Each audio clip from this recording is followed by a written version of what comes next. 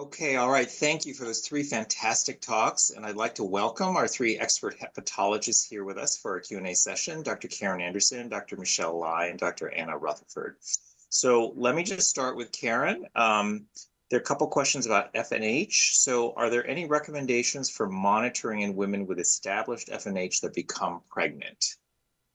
There are no established guidelines for monitoring FNH during pregnancy. And I think unless there was an indication that they had been growing or if they were particularly large in size, you probably don't need to monitor FNH during pregnancy. All right. And there's another question about FNH. I don't know if it's meant for FNH or adenomas, but would you recommend stopping OCPs if the FNH grows significantly, even if the patient's asymptomatic?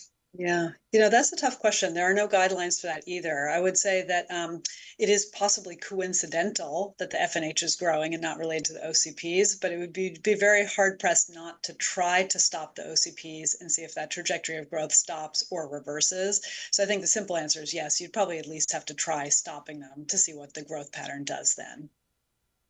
Okay, great. So Dr. Lai, so there are a couple questions here about what to do about for screening endoscopy. So for a compensated patient who has a stiffness of less than 20, platelets greater than 150, do you do an initial screening EGD or do you just forget about doing EGD altogether? Yeah, generally my practice is I do an initial one, but if it's someone older, more risk for procedure or anesthesia, I can make a case to sort of bypass that. Okay, and then so kind of a related question, would you do endoscopic surveillance in a patient with CSPH who was placed on carvedilol or any other beta blocker? I do take a look to make sure that it's working. Okay, great. All right, Dr. Rutherford, at what level of hyponatremia would you stop diuretics for ascites? So I think that's a great question. I would say somewhere in the 120 range, 120 maybe. I start sort of doing fluid restriction at about 125. So maybe I'd start thinking about it between 120 and 125. Okay. Or certainly less than that. This is a question, I guess, related to the same topic, is any tips on how you might explain to patients how cirrhosis with ascites can lead to hyponatremia and why we still recommend sodium restriction? No. I think it's a great question. I think, yeah, it ends up making you look like you're hand waving, however you slice it, I think, unfortunately. So I don't have a great tip. I don't know if my esteemed colleagues have something that they say. Yeah. This is funny because I was just doing some teaching with the residents and I was telling them, it's really hard for patients to understand when you tell them, your sodium's low, but you should restrict the sodium. So I usually draw like a picture, of like a box and the line with like the sodium and the water and how when you take in sodium, the body tries to keep the ratio the same. So the whole thing expands, but it requires sort of the visual and the drawings. But I simply say, when you have cirrhosis, your body holds on to both sodium and water, but proportionally much more water. So you're just diluting the salt. It's not that you have too little salt. Yeah. Okay, very good.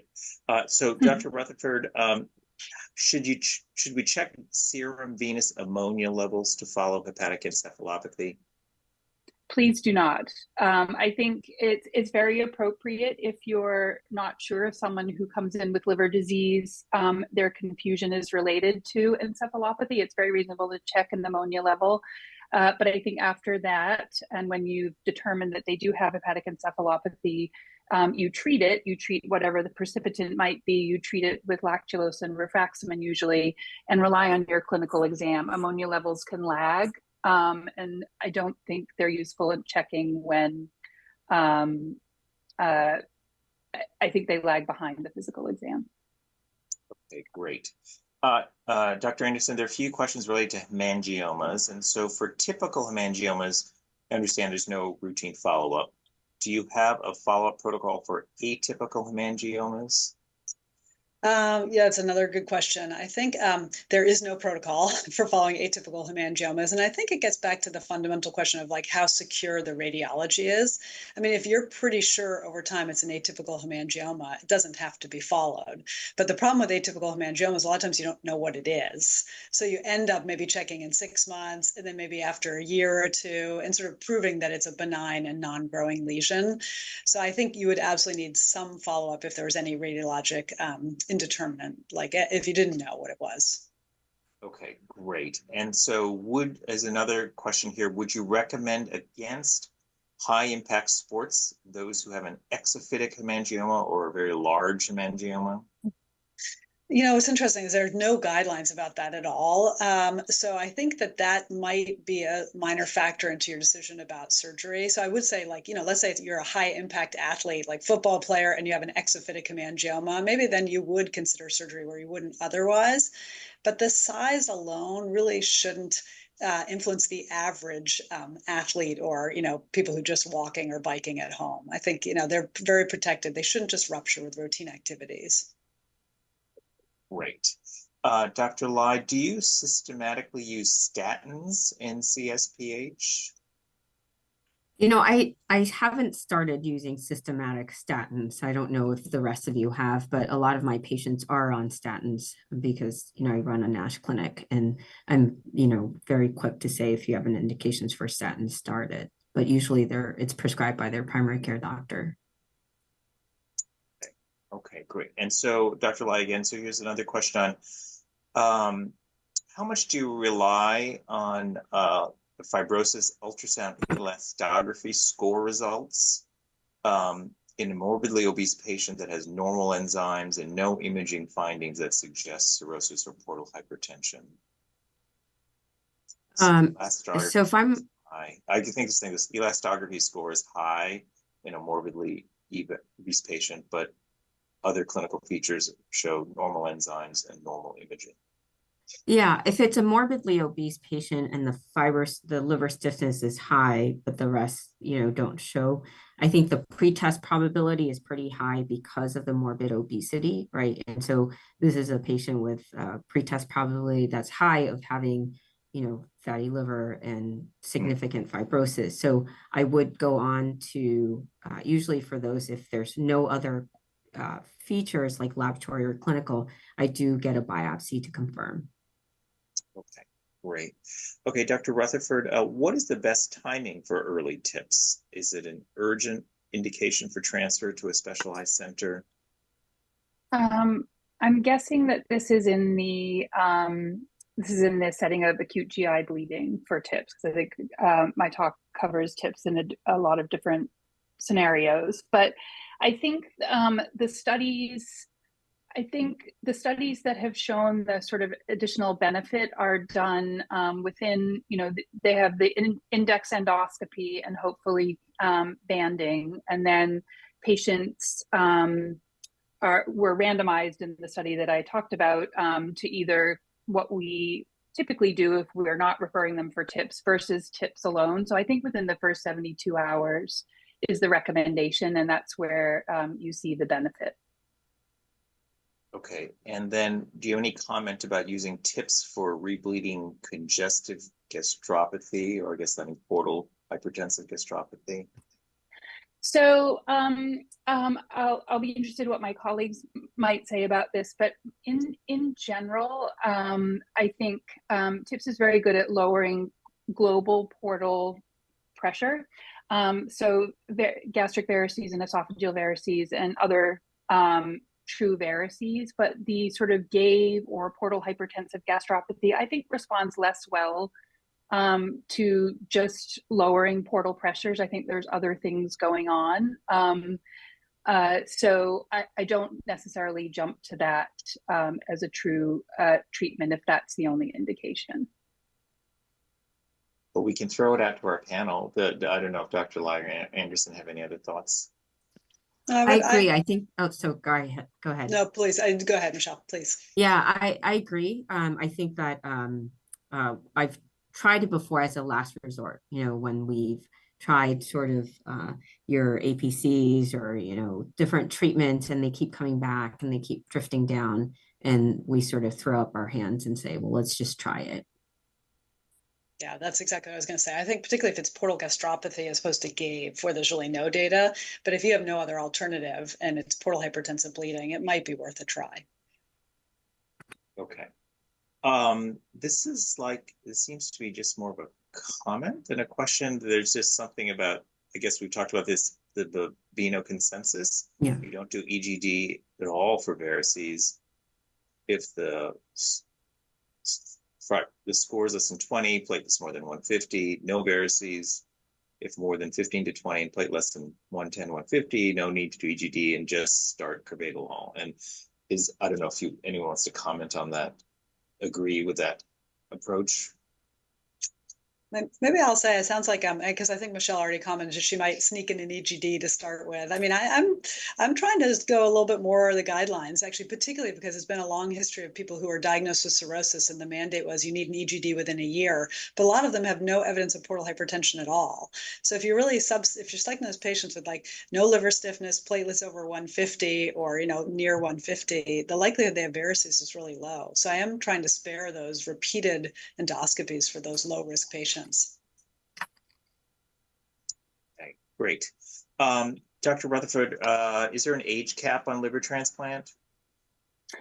So I think most centers do not publish an age cap on transplant. I would say if the patient is 70 or above, they would need to look younger than stated age, sort of clinically have very few other medical comorbidities, but that's sort of a personal bias. But I think around age 70, we start sort of thinking what else is going on with them, and what will be their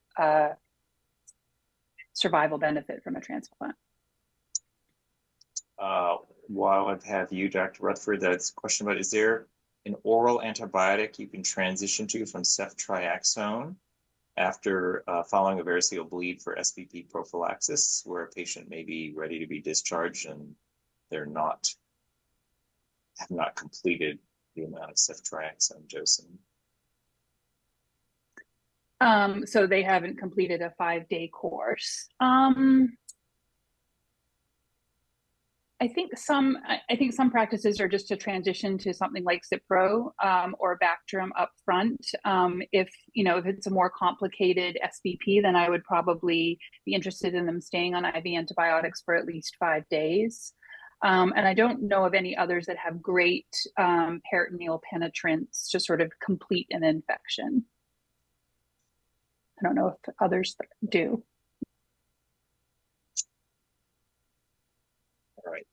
All right. Karen, there's a question about management of subcapsular hemangiomas. I guess what I mentioned about that study was really those large exophytic hemangiomas that are the only ones where there's like maybe a unique risk. The location beyond that is still it's still in the capsule. It's still largely within the liver. So I don't think the recommendations would change to do any intervention unless they were symptomatic and large. Okay, great. And there's a question about is something called sectorial portal hypertension. Is that something? Maybe sinister portal Sinistral, hypertension? like left side? Okay. All right. Well, I don't know. Whoever asked that, if you want to just elaborate a little more, that'd be great. And the question about extended Milan criteria. I think that, yeah, I saw that. I think that's about my talk. I only briefly mentioned the Milan criteria, and the audience is probably pointing out that there are other indications too. And so I guess I could very simply say that, yes, my talk had very limited about HCC, but you can transplant for patients who are beyond Milan criteria, and many centers really push that envelope. And you might be aware of UCSF criteria, which I don't remember each detail off the top of my head, but patients can be transplanted for those if they've established a period of disease control, which is usually like a year's worth, but they don't always get exception points. So their transplant priority might be lower. But that extends even now to rare consideration of dramatic responses on immunotherapy. So it's the envelope is being pushed all the time. All right. Great. Excellent. All right. So I think we'll end it there. And I just want to thank Dr. Rutherford, Dr. Lai, Dr. Andersson for a really fantastic session.